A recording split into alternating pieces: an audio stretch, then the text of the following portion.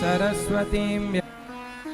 ये हमारी मैया को करने का, सेवा करने का ये मौका केवल भगवान ने मनुष्य को दिया है। इसलिए आप बड़े भाग्यशाली हैं कि ईश्वर ने 84 लाख योनियों से निकाल कर आपको सुंदर जीवन दिया है। इसलिए आप कहते हो कि महाराज जी हमारा पड़ोसी 10,000 के जूते, 10,000 के जूते जो पहना है, आप उसे देखो जिसके पांव ही नहीं है चप्पल पहनने के लिए।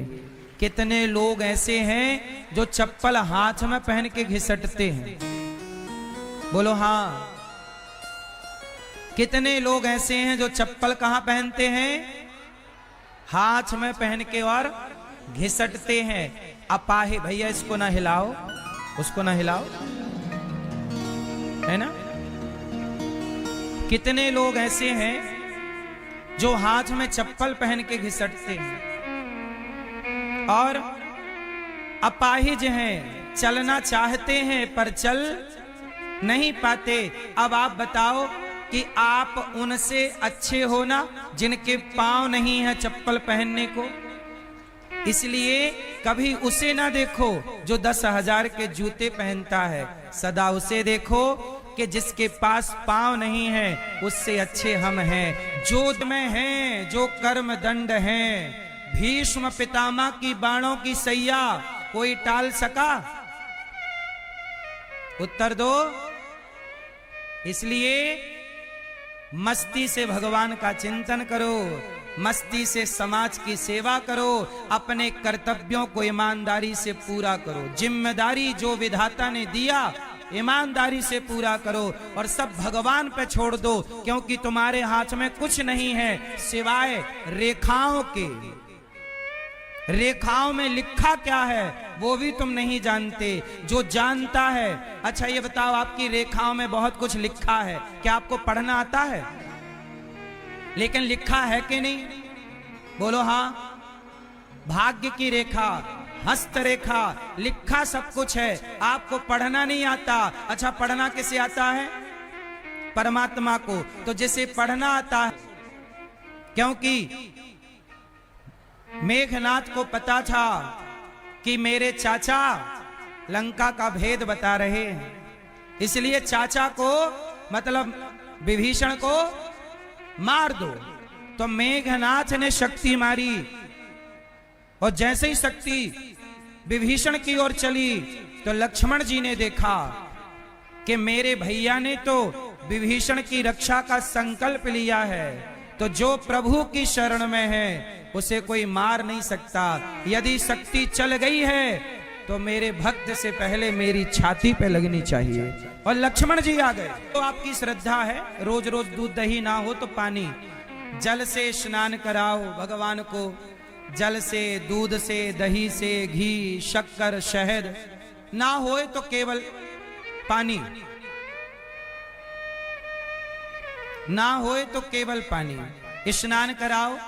और स्नान करा के आप बड़े भाव से भगवान जी को उठाओ, एक कपड़े से पोंछो, साफ करो और भगवान जी को वस्त्र पहनाओ। भगवान की सेवा जो आप कर सकते, वस्त्र पहनाओ, भगवान का श्रृंगार करो। फिर आप श्रृंगार करके भगवान को दर्पण दिखाओ कि प्रभु ये रहा आपका श्रृंगार, ये रहा आपका श्रृंगार। फिर भगवान को बड़े प्रेम से आप लोग भगवान को भोग लगाइए। भगवान को जो आपकी श्रद्धा हो, दाल, चावल, सब्जी, रोटी, खीर, पूरी, हलवा, मेवा, मिष्ठान, जो सात्विक भोग लगाओ। और भोग ऐसे लगाना चाहिए इस भाव से कि भगवान ग्रहण कर रहे हैं। अच्छा ये बताओ भगवान खाते हैं कि नहीं खाते? जोर से। फिर कहते मन, और प्रधानता तन की नहीं है मेरी मां, प्रधानता किसकी है? तो कितने लोगों ने मेरे संग ये पूजा मानसिक वाली की आंख बंद करके, कितनों को लगा कि हम सचमुच वृंदावन, देखो आप वृंदावन घूम आए।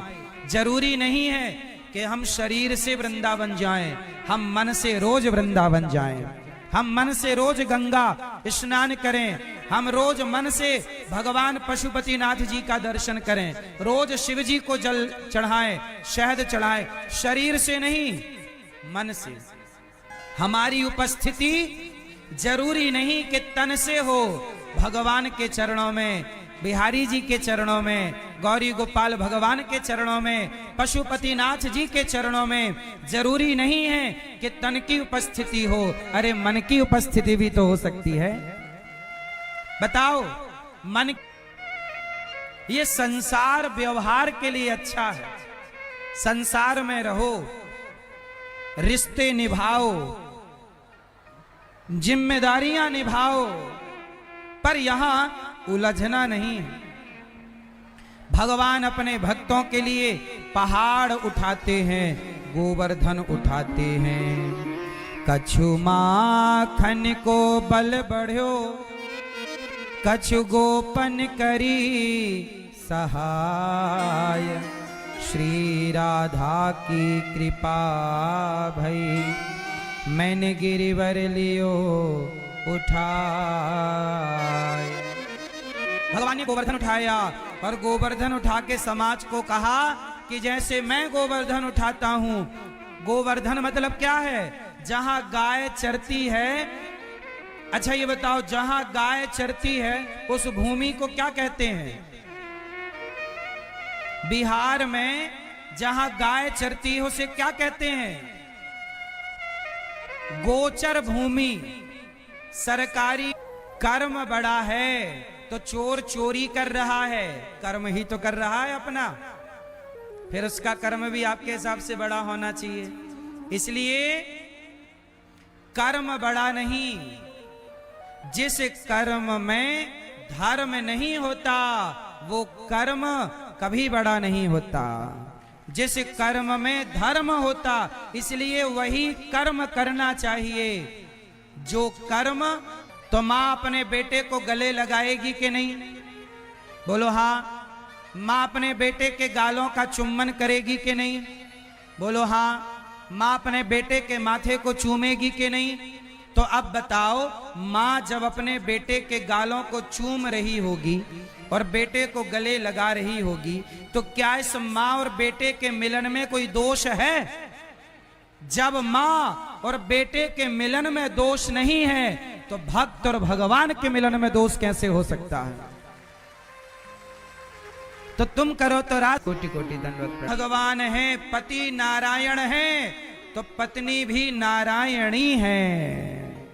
नारायण और नारायणी, सब बोलो नारायणी, बोलो नारायणी। आदि के बाद तो जैसा है, मेरा पति तो मेरा देवता है, मेरा पति मेरा। चुटकी भर सिंदूर की कीमत तुम क्या जानो घोचू बाबू।